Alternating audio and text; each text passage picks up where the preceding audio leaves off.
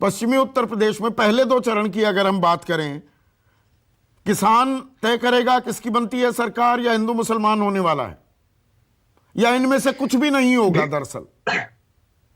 देखिए, पश्चिमी उत्तर प्रदेश में हिंदू और मुसलमान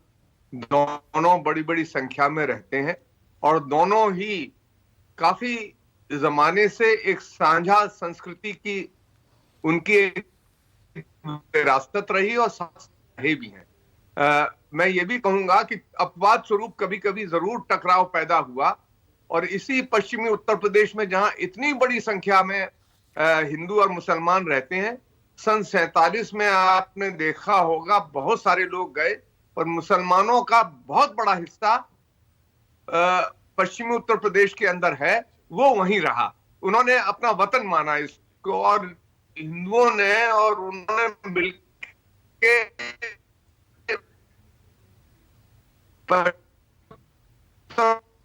भिन्न,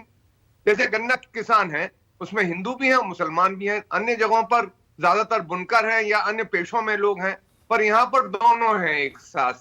और मैं ये जरूर कहूंगा कि यहाँ पर कुछ ताकतें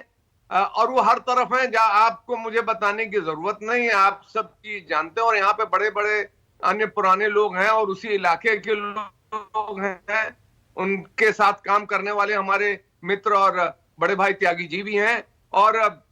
वो आपको ज्यादा बेहतर बता सकेंगे कि यहाँ पर कुछ ताकतें जरूर ये कोशिश करती रहती हैं, और वो संकीर्ण धर्म को और संकीर्ण बनाने की कोशिश करती हैं, संकीर्णता की अति जो पराकाष्ठा है वहां तक ले जाने की कोशिश करती हैं। पर कुछ हमारी मिट्टी में ऐसा है कि हम लोग मिलकर रहते हैं, और तमाम उसके बावजूद सरकारों में सभी के मैं कह रहा हूं, अगर उत्तर प्रदेश तक ही न सीमित रखा जाए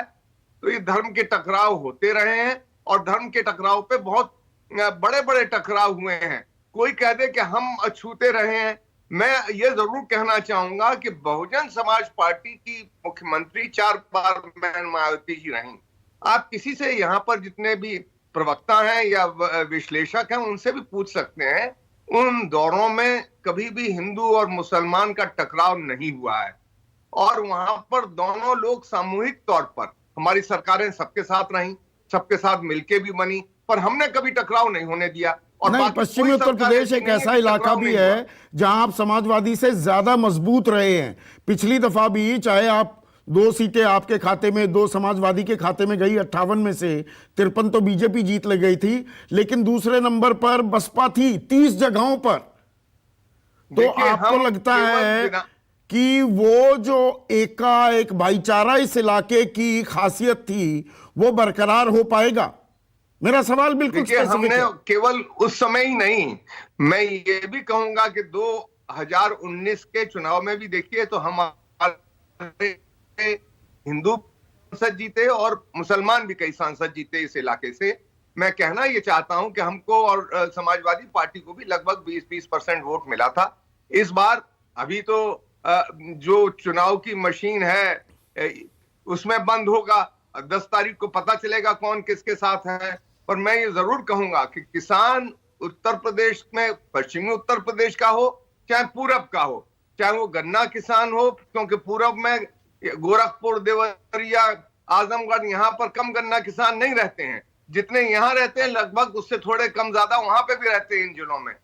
आलू के हैं, फिर इसके साथ साथ गेहूं और धान के हैं। ये सारे किसान जानते हैं कि सुश्री बहन मायावती जी के नेतृत्व में जब सरकारें बनी तो गन्ने का भाव जो 125 रुपया क्विंटल था, मुलायम सिंह जी छोड़ के गए, हमने 250 रुपए तक ले जाके किया, जो किसी ने नहीं किया। हमने नहीं, किसानी की तो अब सब बात करने लगे हैं अभय दुबे, लेकिन जो ये किसान आंदोलन है इसकी सफलता